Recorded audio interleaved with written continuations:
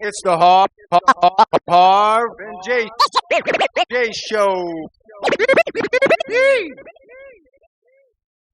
All right, here we are, the Harv N Jace Show with Jennifer Podemski. We're here. With the superstar today. It's awesome. We've been trying to make this happen for a while, and we know you're super busy. Harv, yeah, it's nice to be we here. We made the trek. We're in Barrie. Thank you for coming from all the way from us into your lovely home. Thank you. From Six Nations. We tried to bring our little set as much as we could with us. I love it. So how you been? Good, I guess. Right during COVID. Yeah, right? It's been an interesting time. Yeah, I've been a lot of things. Yeah, I guess. And you have a family too, so it's yeah. got a little bit more difficult. Like Harv, you have the kids. Yeah, we have 2 kids, and they're in school. For the most part, I mean, every once in a while we take them out because there's an outbreak in the school, which there was the last 2 weeks. And that's scary. As a parent, right? Yeah, I mean, I guess it is scary, but it's also just. It's very difficult to manage like life, right? Just with work and having kids home is when you work full time is very difficult. Oh, that's crazy. Yeah. So with the COVID stuff, it's really hard to make plans for anything now. Absolutely. Like there are really few options in terms of what you can do with them. Yeah, and everything's changed now, right? Like you talk about your work too. Like you have to start working at home more often, or I mean. I always was home-based in terms of like most of my writing and development, whatever. I mostly worked at home. I always had a home office. Yeah. But I also, my head office is on reserve, which I can't go to. It's in Rama. Yep. So I can't go there. So yeah, I've been home. That's kind of good then. I've gone to shoot, I went to shoot a series called Departure. And that was out near you guys in Brantford and Orangeville. Right. So I went away for that. There's a couple things I've been away for, but most of the time I'm here. Nice. So it actually got you to be home a little more ground. Yeah. So that's good. Yeah, that was a difficult part of my job. It was hard to always go away. Yeah, because you're getting pulled in every direction from. Because you're the producer, and the producer's in charge of everything, right? Yeah. Concept. Yeah, basically. Yeah.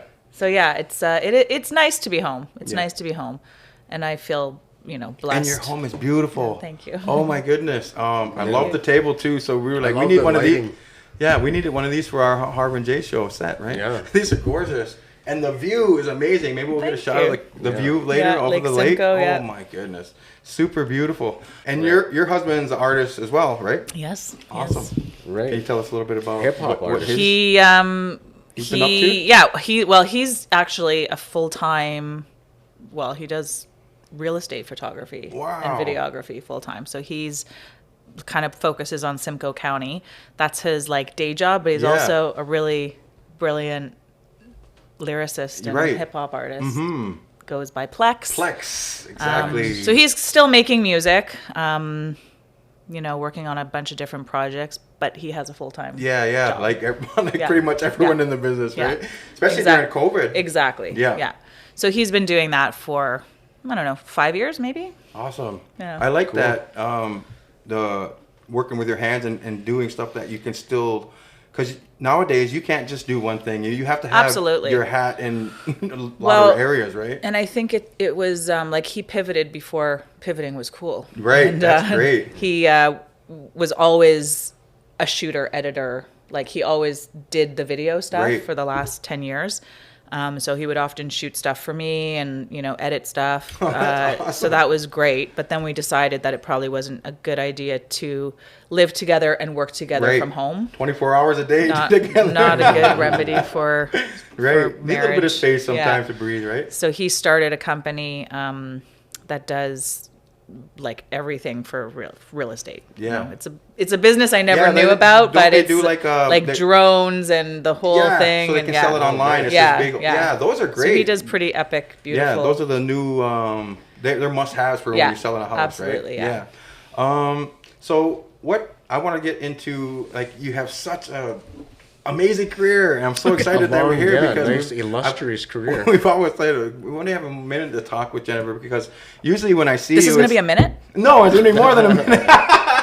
But when I see you, it's usually like that. It's usually we get to just see each other for a minute because it's always this big production and there's people moving and talent and cameras and stuff going on. But to be able to just sit and have a tea is super cool. Yeah, What do you that's think, awesome. We're lucky guys. Yes, and I do love a tea. I do love tea, and we're trying a tea from. It's an Inuit tea. It's I think it's made in Nunavut. I bought it it. tastes awesome. Yeah, it's nice, hey. Yeah. It's got its own.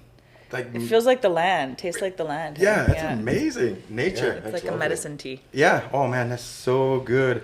But anyway, I wanted to talk about just your beginnings, if we could. Like you have a great family. You guys are all in the business.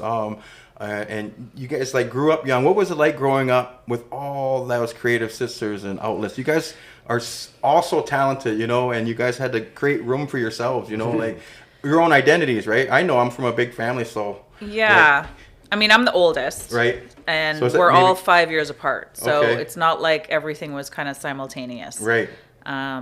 So by the time I was, you know, I guess interested in the arts, the performing arts, my sister Tamara, who is 5 years younger than me, she, I guess, was taking dance class and doing different things, but we never really, I don't know, we were never really in each other's space until I think she was maybe 6. Okay.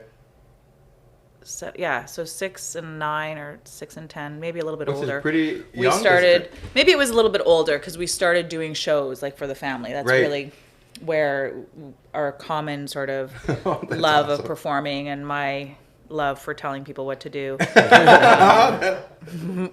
Maybe it's not a love; it's more of a skill. Right, it is a skill because a calling. In order to do that, you need to see it up here first, right? And a lot of people can't do that, right?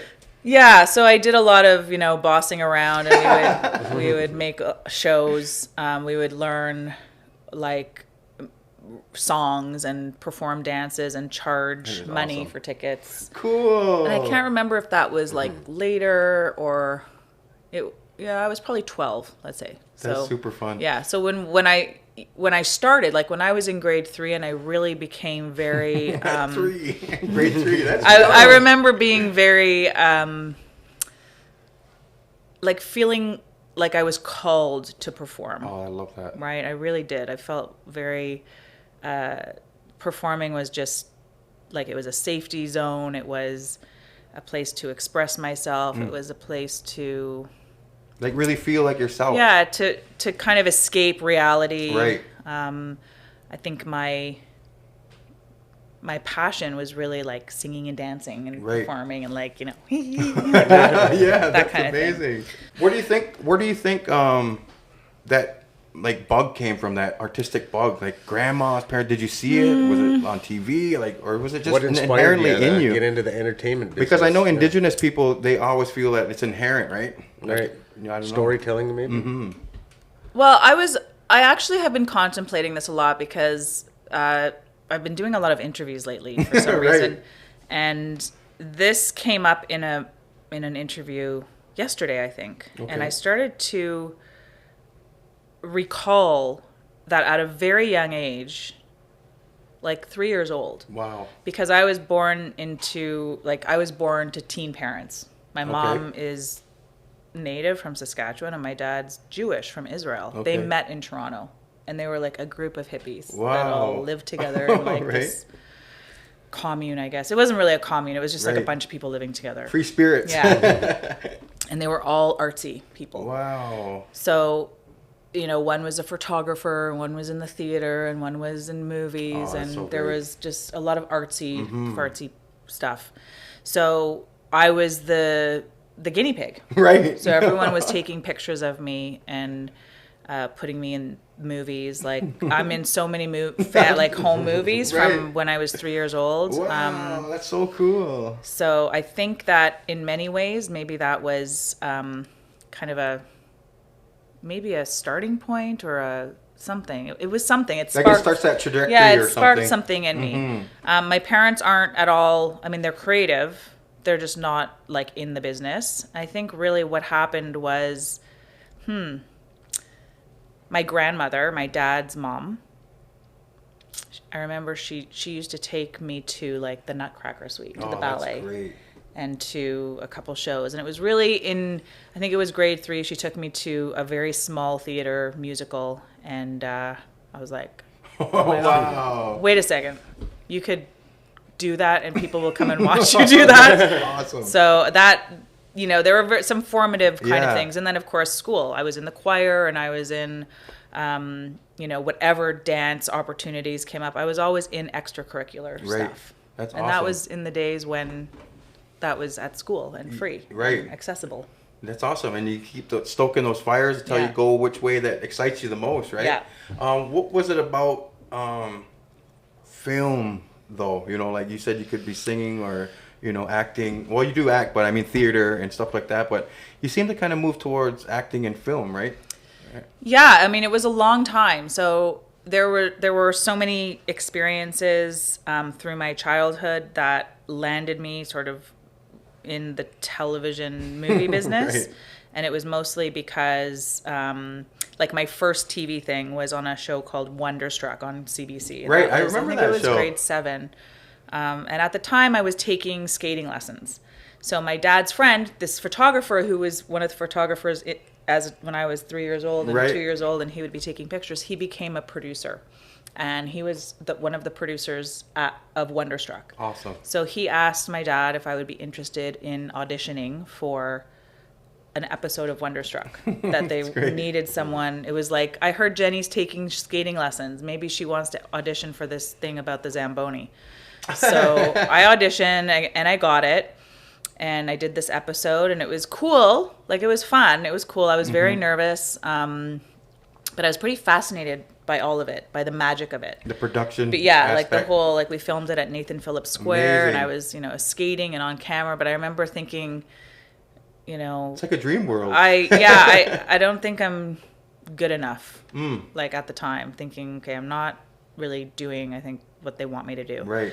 Anyways, it started kind of an interest in doing that sort of thing. And then I got a little gig at CBC shortly after that where I would go, they would send me to a movie and I would do like little movie reviews. Nice. And then I would go into CBC and into the cool. studio and, they would film me giving a movie review. So I did that a bunch of times. Nice. And then it was really mostly my focus as a dancer. I auditioned for the High School of Performing Arts in Toronto, got in as a dancer and really focused on nurturing my career to become a dancer. Awesome. While I was at the High School of Performing Arts, music, everything is there. Like everyone's a dancer, actor, musician. Exactly. Like Which is there's so just inspiring. The arts everywhere. And I had already been, aware that there were no Native people anywhere that I was experiencing. I was already obsessed with Michelle St. John, who was in a movie called Where the Spirit Lives. Where the Spirit Lives, yeah. And it was, there were things that I was sort of, I don't know, like I was building an awareness around the absence you could sense of the culminating. Yeah, like the absence of people like me on television, and also just identity issues and shame issues around who I was and where I came from,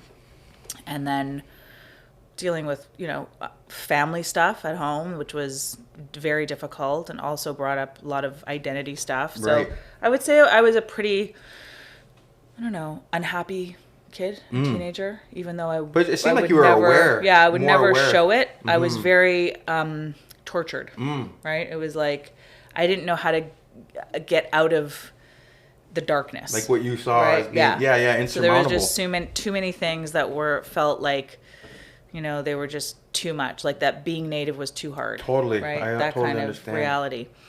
And I was tired of answering questions and being like the only token Native. And anyway, it really was like theater and dance and all of that stuff kind of saved me. It really saved me. It was my safety zone. And you could be comfortable in your own skin as who you are. Yeah, like you're not anything else but that, the connected awesome. to that expression. So it was at the high school for performing arts that I auditioned for a background performer in a movie or in a TV series. Okay. So the casting director came to the school and they did a big audition, and I got like a role as a background performer on a series called 9B, and Michelle St. John was in it. Okay. So I was just That's awesome. over the moon. I would go, it was shot in studio, so I would go and stand in front of her dressing room and just like look at her name on the door and think, one day I'm going to have my name on the door. That's awesome. Yeah, it was cool. It was a cool experience. It was my training ground for what it's like to be on set and work in that structure. Then I did a movie. I was doing like a lot of background work, and then I just kept working and working and working on the weekends, and trying to build a career out of it. Right, get a resume going. Right, you need that resume. Exactly. Right? And then it was sort of around that time, I think in grade 11, when I got an agent. And then went to my first audition, which I booked for a movie called Conspiracy of Silence. Conspiracy of Silence was the Helen Betty Osborne story that also starred Michelle St. John. That's awesome. So although I never met her and did never meet her on that movie, I did play her sister. Because they shoot different days and stuff like that, right? I did play her sister on Conspiracy of Silence, and that was kind of my first real professional thing that I then was like a bona fide professional actor in television. And you had that credit to back it up, right? It was like 30 years ago. That's when they used to do the video reels for actors and stuff. You had like little clips of all your little shows and stuff like that. Oh, like a demo reel? Yeah, demo reels, yeah. Those are really big back then. Yeah, oh yeah.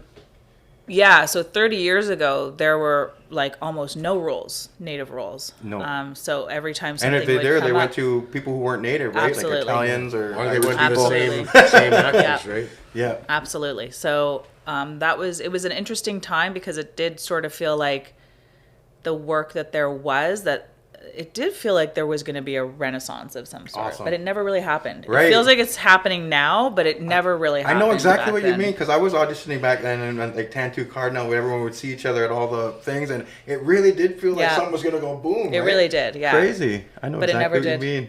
Never did. Yeah, but I think it's probably because some just kept moving in their path, whereas a lot of the times, like you create opportunities for others. You're not trying to just carve your own path, Yeah. There's a big difference, right? Yeah, I mean, it's interesting. I wonder if anyone's really tried to understand like what happened, after that time, right? That, I've been thinking about it a lot, trying not to be too consumed by the why did it not happen then for all of us. But I hope that whatever it is that's happening now, that it is real. Right. That the industry is shifting, or the landscape is changing. There was like Buffalo Tracks coming out, and Adam Beach was doing talk shows, and there was like those movies coming out. Well, and APTN had a huge part in that too, right? But I think that what happened was as beneficial and important that as APTN was at the time in empowering Indigenous people to create content and tell stories, it also let other people off the hook.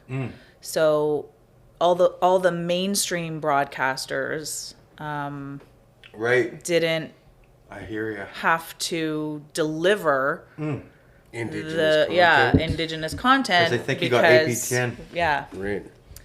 Which is it's unfortunate, Wow. I mean, but now we can see with the changes in the Broadcast Act, which are just happening right now, that it is necessary. I also said this recently in an interview that, sometimes you have to force people to do something because it's because otherwise they're not going to do it. So I've always believed that especially our mainstream broadcasters should have been forced to at least have one show that's created and about and for an Indigenous audience. Right, exactly. The writers and actors, everything.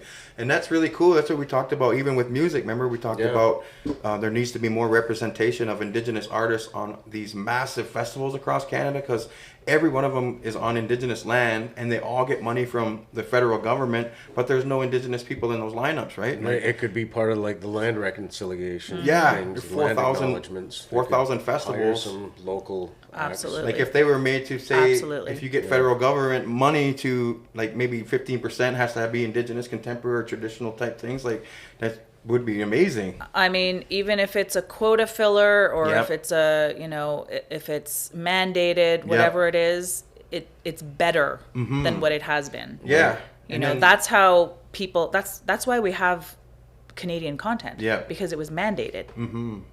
Music, television, broadcast, it was mandated. Yeah.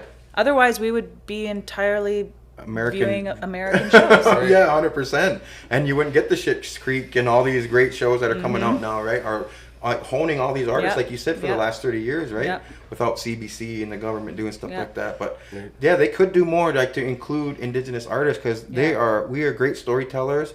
We are hilarious, great actors, very dramatic, and we have a lot of stuff, like you said, that we can draw from, you know, like we're the original storytellers, right? And the stuff we went through with the residential schools and stuff, it gives us a lot of like depth, and layers. Absolutely. And we have a lot to reclaim. And I believe that the reason why we're in such a mess, I mean, it's not the only reason, but I say that the original fake news was what happened since, Contact until today. The history books they teach in school. All fake news. It all served a specific agenda to villainize us and victimize us and put us in a category, an other category.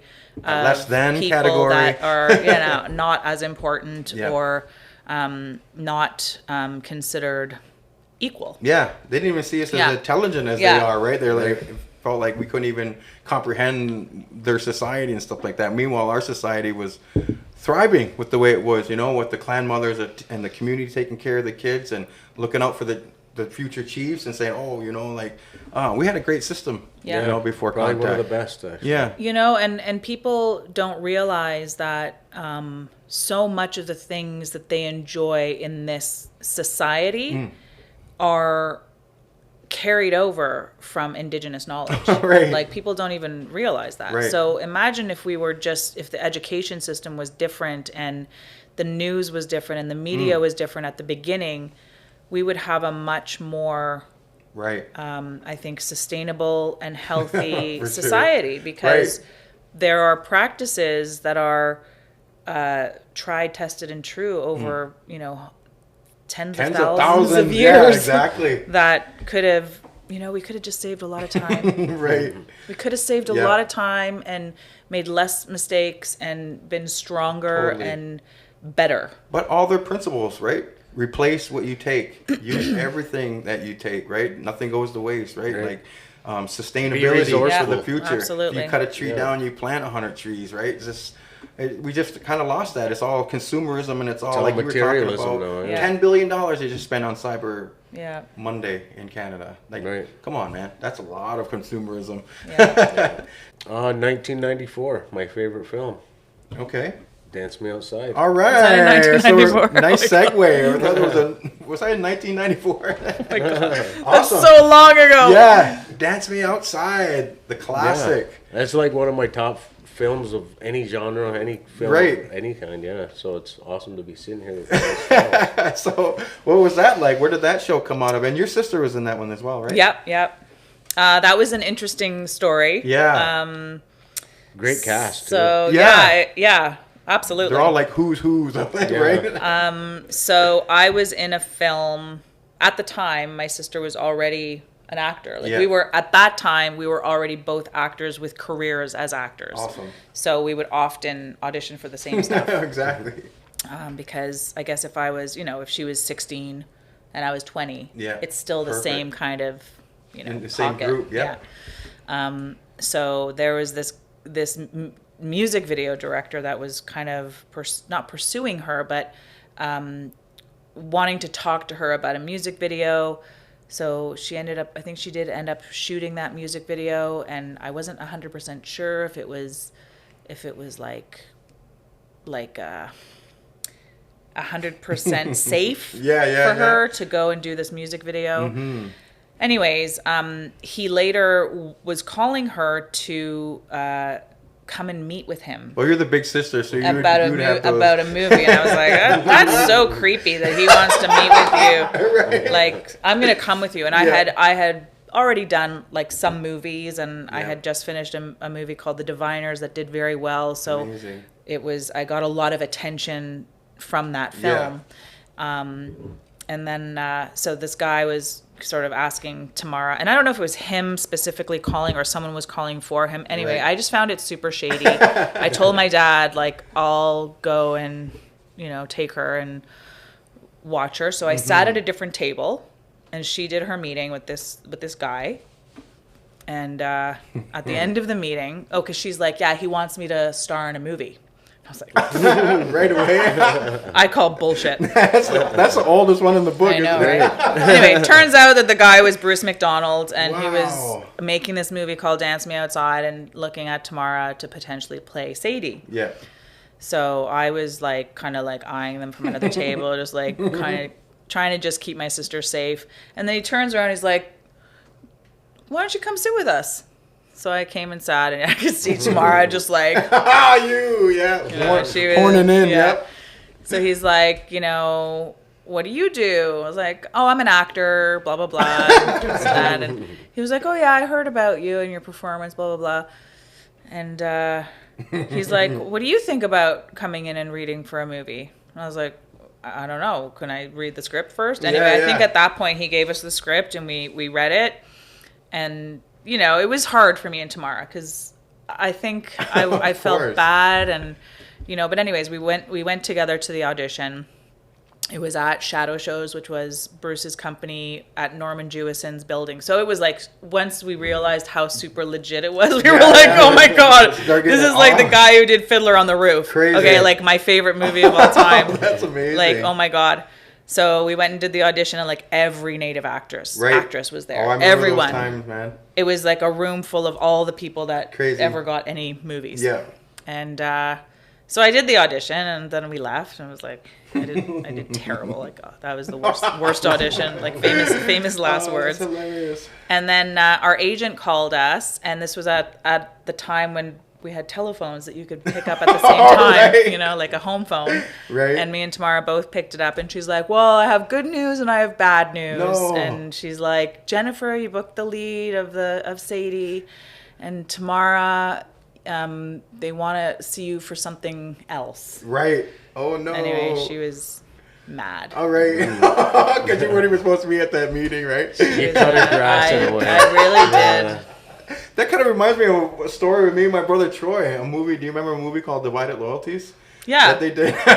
we were on that one, and I actually booked the character of Isaac for Joseph Brandt's son. I booked it. Oh my gosh. And then the director, Troy came with me. The director seen Troy, and he's like, "Who's that?" And I was like, "That's my brother." And it's like, "He's Isaac."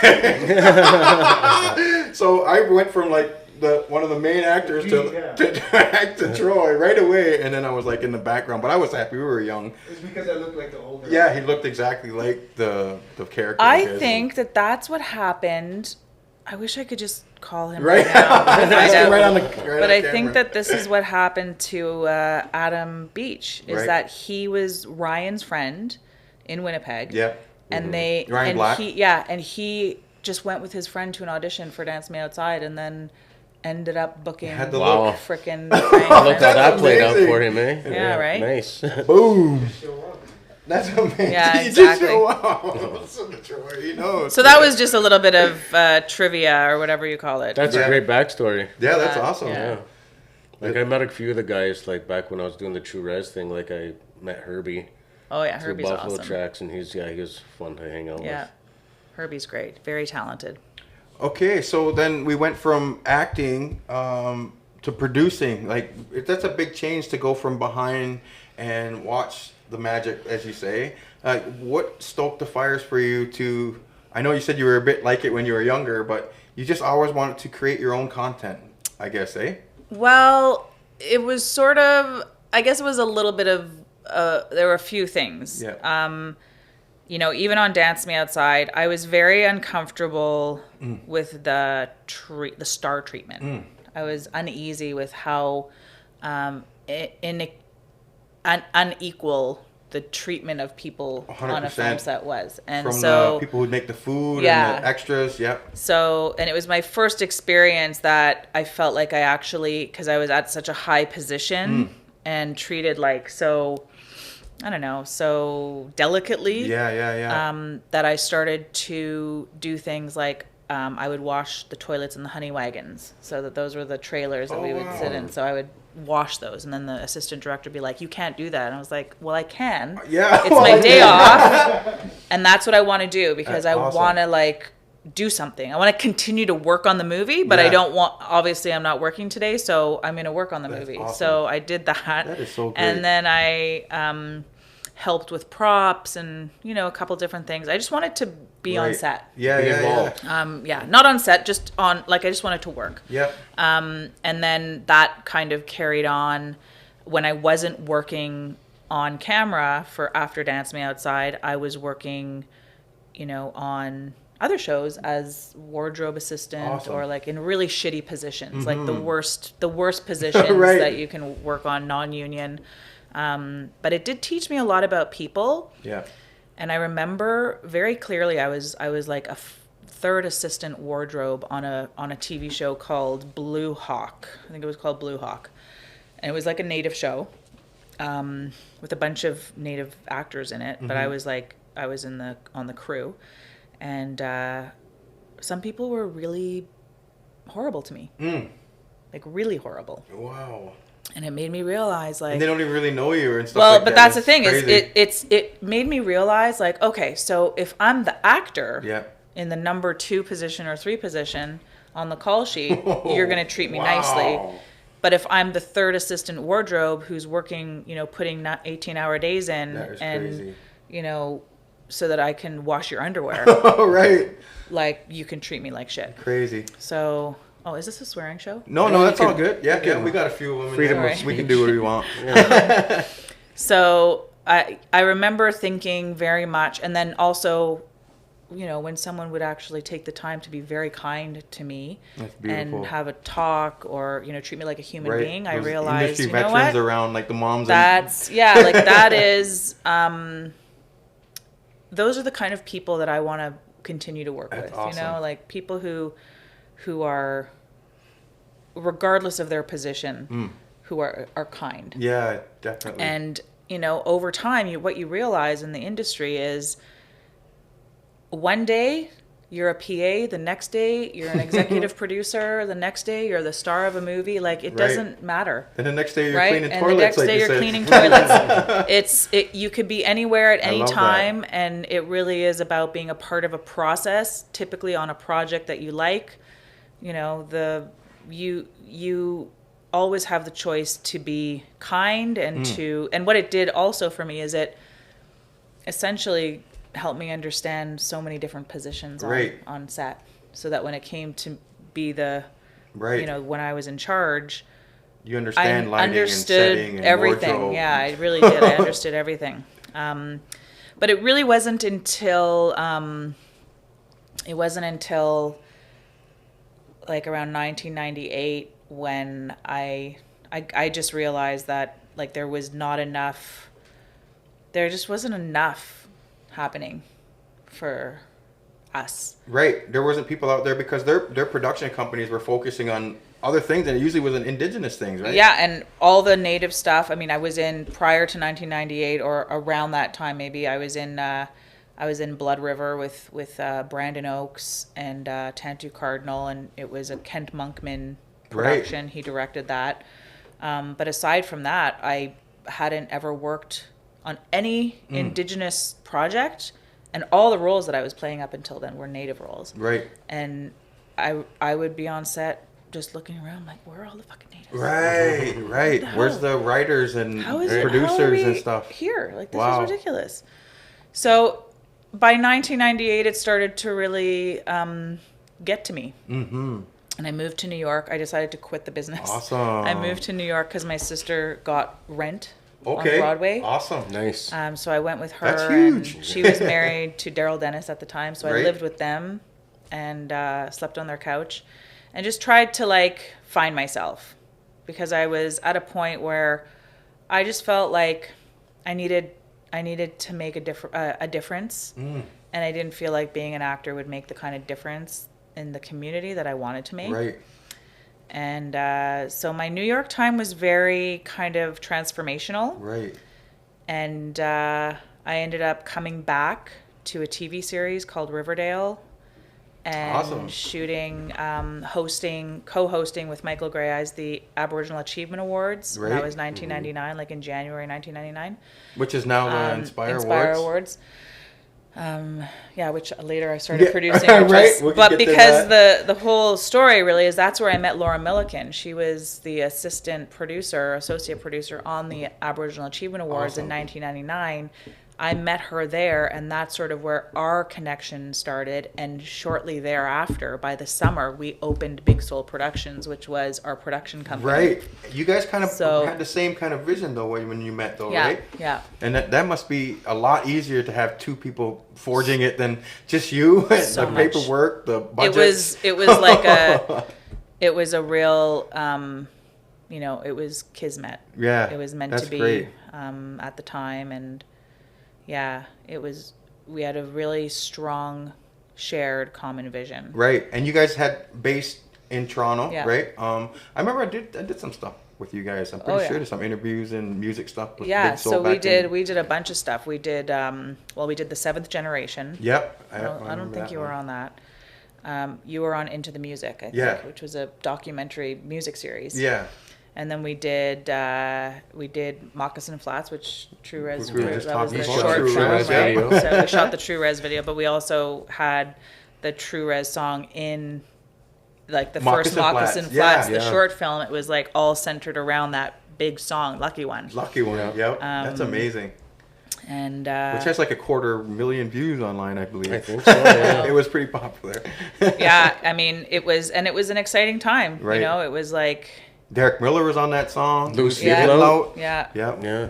It was epic times. Like I remember, making that. It was a training program. Right. Right. It was a part of a training program that we were doing that became the movie Moccasin Flats. That is amazing. That became a TV series. That was a great series. So yeah, it was a really special time. So you'd think that at the time having an entirely Indigenous drama series. Yep. In 2001? Man, that's great. Maybe? Creating new stuff. 2002. So like 18 years ago Yeah.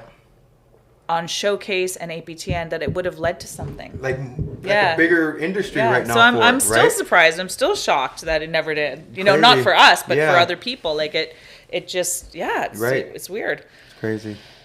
Yeah. So lots of chapters. lots of things to think about. And, like and you said, you're there's still not done. You still No, have no, a I'm ways just to go. beginning. Just You're getting just started. beginning, yeah.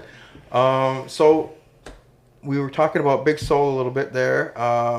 Then in 2005, I believe, you decided that you want to venture out onto your own with your own production company, right? Yeah. So in 2005, I decided it was like the last.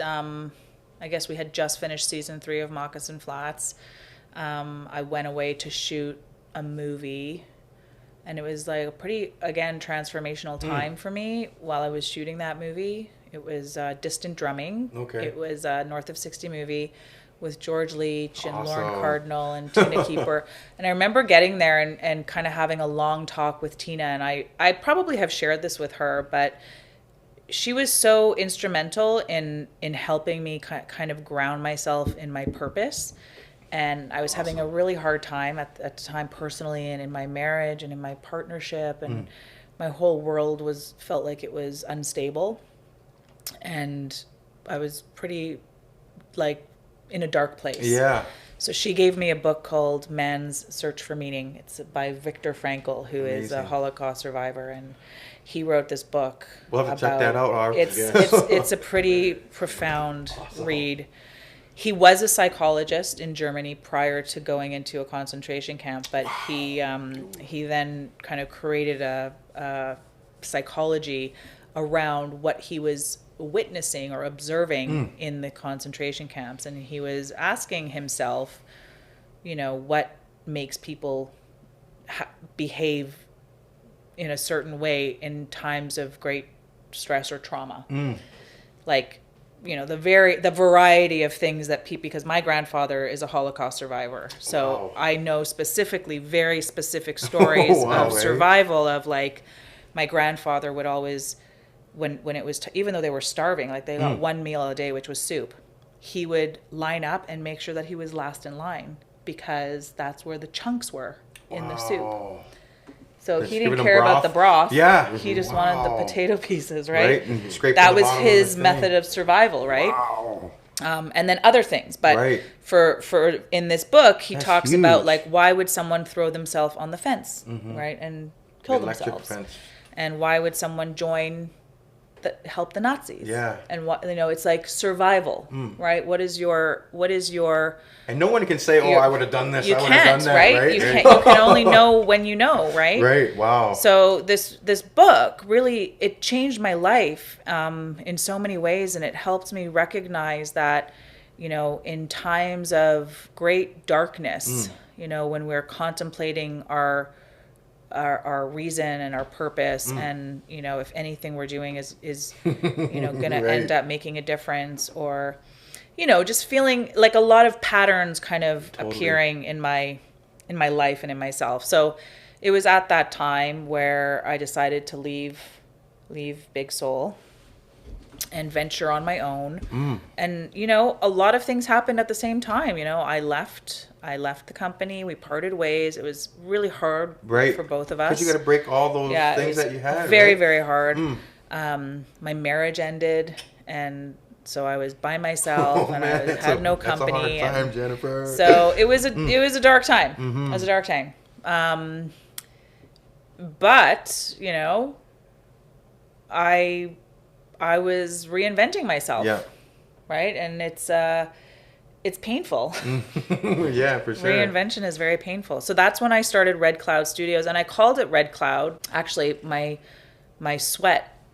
naming sweat when I got married, my name that came back, which I still don't know in my language because it was given to me in Lakota, which isn't my language. It was red, because you do 4 rounds in the sweat. So the first round was Red Cloud Shining Woman, first, second, third, fourth. Wow. So Red Cloud Shining Woman was the name given to me. And so I called my production company Red Cloud, which was also very interesting because my grandfather, my mushum, had some kind of, he wrote a letter that ended up in my hands somewhere after I got that name, about a significant person in his life on his travels, also named Red Cloud. Wow. And I don't think it was the chief Red Cloud that we all know of. But there was some sort of significant story. So it was interesting. Oh, wow. Like an echo kind of like from the past. That resonated in the spiritual world, right? Wow. So, and cut to today, when I've recently, my massive transformation this COVID was to start a network for Indigenous women content creators called the Shine Network. Right. And the reason I chose Shine was because it's my new chapter, and it's it's the third word in my name. Oh, wow. Red Cloud Shining It's Woman. all coming together. So Shining Woman is like, I took it as I contemplated, like so many of us have, like, what the hell is this all for? Yeah. What is And my what does that purpose? mean? What am I doing? I looked at my name and Shining Woman, not just as like, oh, name your network that. That wasn't really it. It was more like Shining Woman. We're not shining enough light on our women. It's all about like shining the light on our women, and our women needing to take their place in the light, in the spotlight, to be loved and to celebrate each other. And I think that that's sort of, my mission, my commitment is to. Because that wasn't there when you were needing it, and when you were growing up in not those at all. formative years. It wasn't there, and I love that. it's I feel like it was, so, it's less of a name and more of a concept. Right. Right? Yeah. It's all encompassing. Yeah. Yeah, that's great.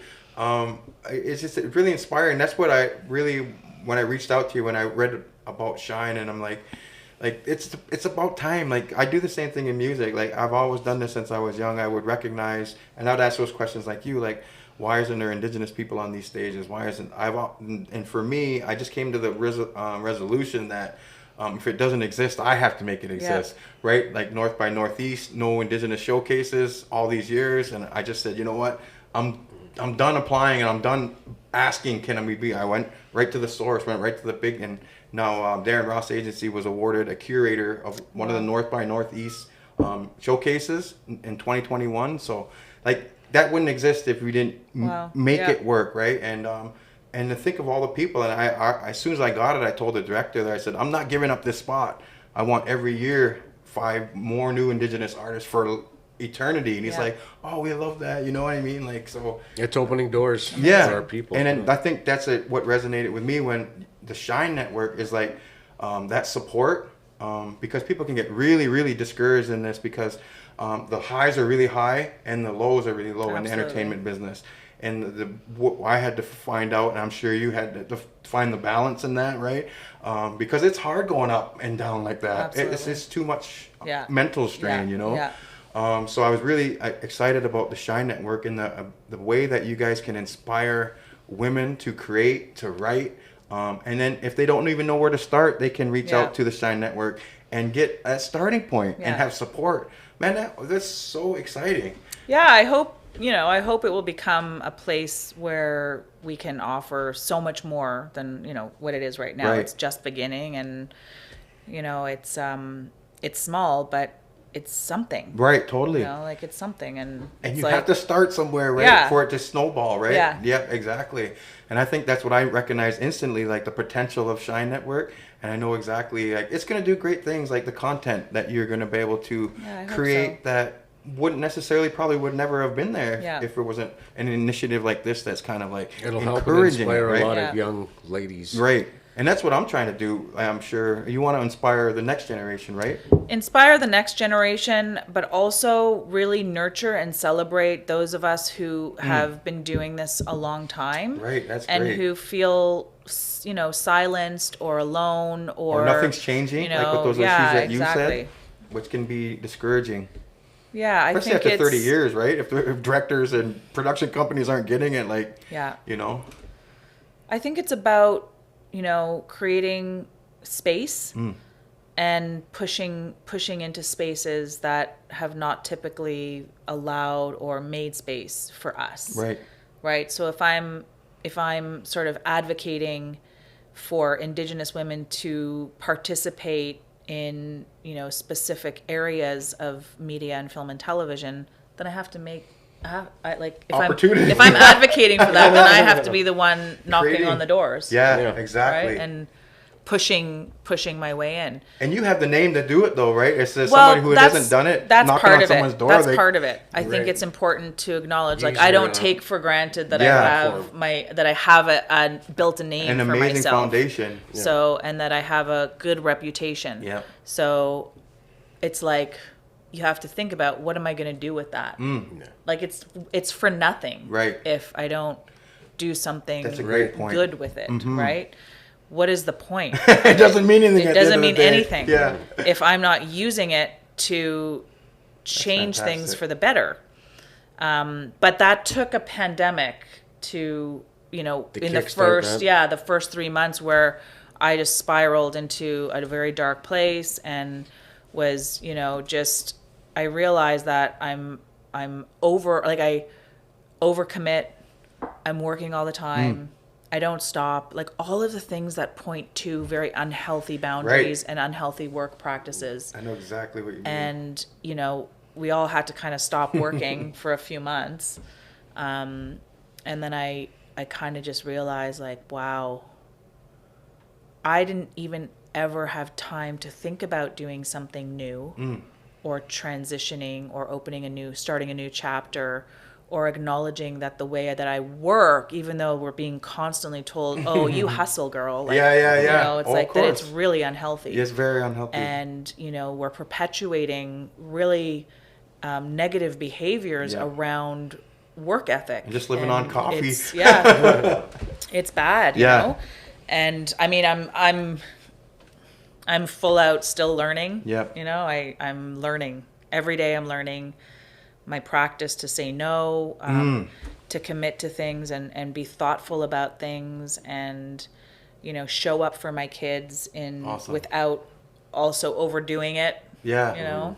Yeah, it's a big job. It is a big Life job. is a big job, and you just got to do it every day. As long as you can keep that balance. Yeah. I kind of realized that too during COVID. I realized that I'm 40 now, and I kind of repressed a lot of stuff from when I was younger in the guise of being busy. Yeah. And so the 8 months allowed me to stop everything and slow everything down. So I actually was forced to look inside, you know. It's a great reckoning with demons, like demons and darkness, because we, you know, when you're constantly traveling and constantly moving and shaking and business and this and that, and I'm wheeling and dealing and making deals and making shows and, you know, all this stuff, it's easy to hide, you know, 100%. The stuff that needs the most work.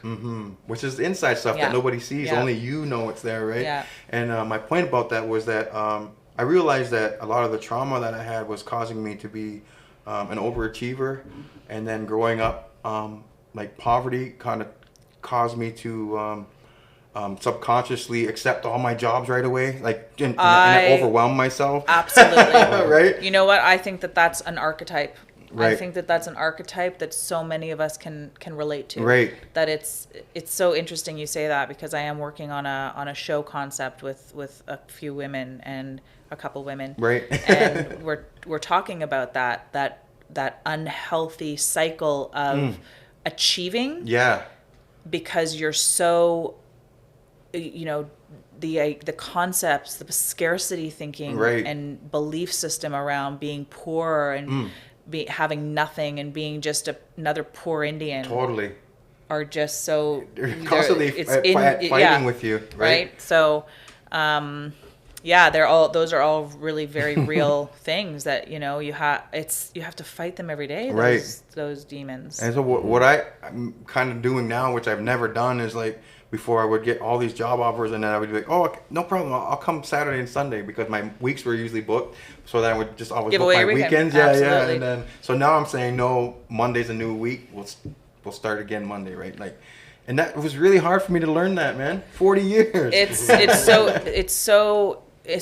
crucial. It's an important building block. Right. And it's okay to do that. Absolutely. Right? It's not just okay. For your mental. It's necessary. Necessary, yeah. It's like necessary. I'm doing a little workshop course right now with a woman who I found on Instagram. She's an Indigenous woman who focuses on unhealthy behaviors and unhealthy boundaries, and our inability to accept success and thriving and things like that are that is our birthright. Right. And talking about how, like, it's, you know, these colonial belief systems are that we are not good enough. Right. We are meant to stay this, you know, poor, and we are meant to live in scarcity, and we are meant to da-da-da. So it's all about and then breaking pass that down to our kids, and then their kids. It's about breaking down all of those belief systems that have been you know, that we've been brainwashed to believe that it is our birthright to thrive. Right. That's what Derek Miller said, remember? He said we got to remember that we're part of, you know, the royalty as well. Like the way the queen is. He said we're the same. We're royalty just like they are. And I've never heard anyone say it like that. That's perfect sense, because we're allies, right, with the crown, right? We're just as royal as they are, and we got to see ourselves like that, you know.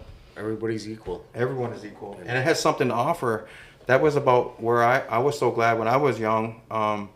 To go to Toronto and meet Salome Bay, who I just did my album for, who's my greatest mentor in music, but she's the one that really shared that with me, that because I felt with those things too. I was 11, 12, 13, 14, and I felt like I wasn't good enough. I didn't deserve to be there. I'm gonna get canceled out of here. People aren't gonna like me. And but in spite of all that stuff, she let me understand at a young age that there's space for everyone, and everyone has something like beautiful. You're not just somebody. You're something beautiful, and there's a big difference between you're somebody, but you're something special. You're something beautiful. You have something to offer the world and impact the world, right?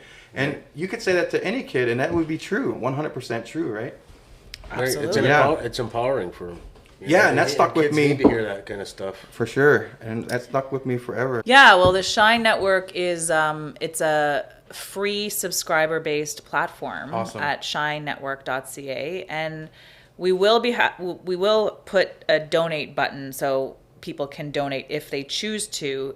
But it is it's not a for-profit, but it is a corporation it's not for profit, and it's not a charity. Because I'm still figuring out like how to best build the vision in an authentic way without subscribing to like these structures, these governance structures, right? That oppressive hierarchy. Because charities and the accountability and all that stuff. It's not that I don't want to be accountable. It's that I feel like accountability is very different when it comes from an Indigenous lens, right?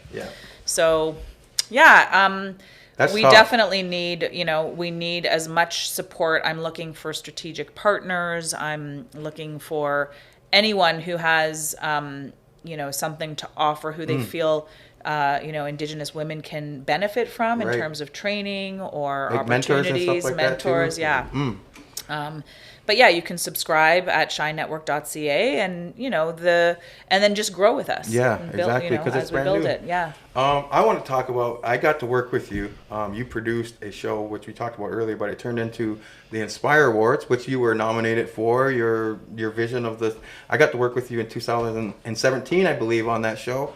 And it was like literally one of the best times I ever had. You made it so friendly and so nice. Like usually those things can be pretty tense because everything has so chop. Right. And there's money on the line and people and all the people that are watching and everything. But you had us like harnessed in like downstairs before the show. And man, the time that we had there, and then the moment I always think about was standing there in the dark by myself, waiting to go on for my song, and then you can see the countdown and everything there, and then I kind of blacked out on that performance. I remember grabbing the mic and then saying, "Oh, Jay Smart," and then I kind of like forgot what was going on, and I was kind of reluctant to see the video after, but when I watched it, I was like, "Oh my God, that was the best performance I ever gave in my life." So good. I kind of like rose to the occasion, and that's kind of what you do.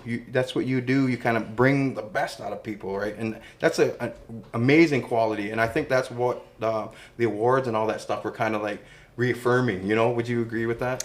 Like how you try to keep your set real. Well, thank loving. you. I do. I believe that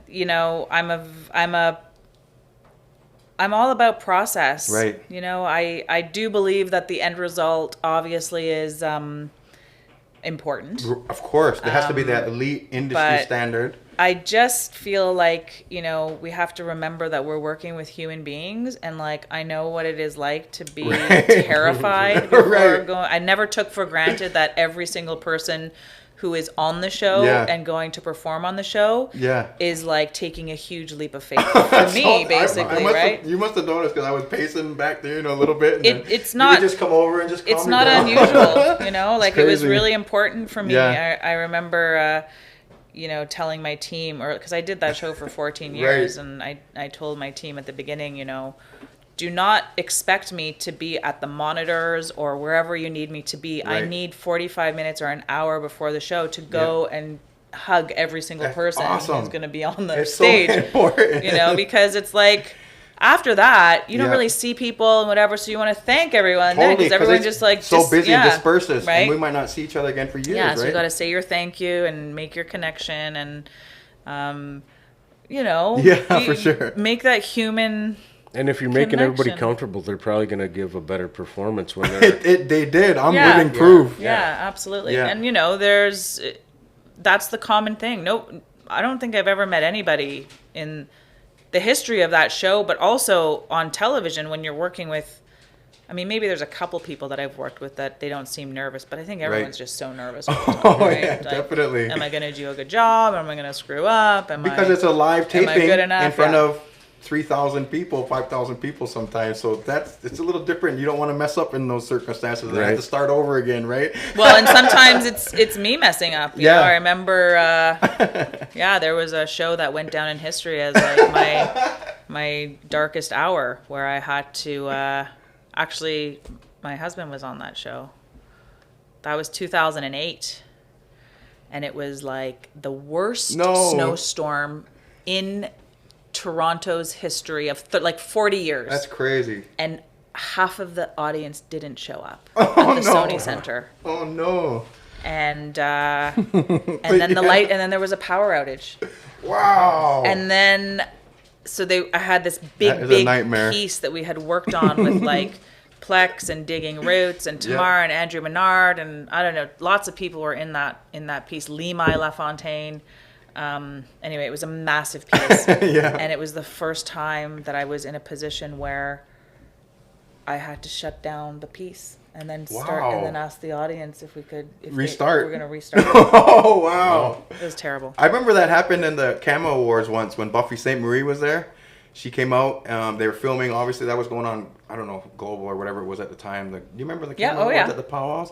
But Buffy came out, and I don't know what was going on, but everyone was enjoying it, and then it just stopped. Everything stopped, and then Buffy was like, well, we're going to start again, and she just went in the back, and everyone was just sitting there like, so it does happen. Yeah. And that was the thing that was in the back of my mind all the time, like, oh, man. So I was really happy to get that opportunity, too, and I will never forget what you said to me, and I never share it with anybody. I never shared it with anybody till now. But you're going to share it now I'm on going to share it now. Yes, on a podcast. Because I feel like I want to thank you for it because you said that you felt like I was one of the most underrated Indigenous artists at the time, and I still feel that way. That really stuck with me, and it really meant. Plex is giving a thumbs up, right? And it really meant a lot to me. And I people can use quotes and stuff for media and marketing. I just always felt like that was like for me, personally. I'm sharing it on my podcast now, but it's been years, and I wanted to bring it up and thank you for that too. Thank you. Yeah, thank you for your music. Yeah, and, I think that. I was so excited to have you, and I loved that album. And right, I Free to Fly is the one I did. It being difficult to choose a song because they were all so good, and that's rare for any artist, right? Usually, I don't say that. Yeah, I only really tell my husband that every song is good. That's great. And I truly mean it. Like, it was a great album. Oh, that's awesome. I really appreciate that. That was my Mighty album with Free to Fly. Hit the Billboard charts in the States, which is the song I sang on the show. Oh, it was one of my favorite all-time memories, and I'll have that with me till I move on into the spirit world. So excellent. That is great. We had a great chat today, Harv, with Jennifer Podemski. It's kind of like pinch yourself moment, and it's pretty awesome. And we're right in your area. So thank you for inviting us into your home and sharing your insight with us. We're so excited to be here, Harv. Yes, it was great meeting you and coming out to Barrie today. It was a good drive out here. Right. Nice, we wish we would have had the GoPros so we could have filmed us come in and all that and do a little thing. It's a bit of a drive. Yeah, but it's all good. We got here in record time. Nice. Yeah. So I just want to thank you again and make sure that everyone goes to and checks out the Shine Network and support and do what you can to help and make that possible because it's so important. It's so important. AR? Yeah, it's really empowering for the Native youth, especially the young ladies. Totally. And any ladies that are in the industry that need to be showcased. Even just to get their little start. Just to get out there, if they're interested in it. It's so great. So we got to pump our women's tires. Yeah. So there you go. Awesome. Lift our women up. Yeah. That's the res way of saying lift our women up. So great. Thank you very much. And that's it, Harv. Thanks. See you again, buddy. Thanks. Ow. It's the Harv N Jace Show.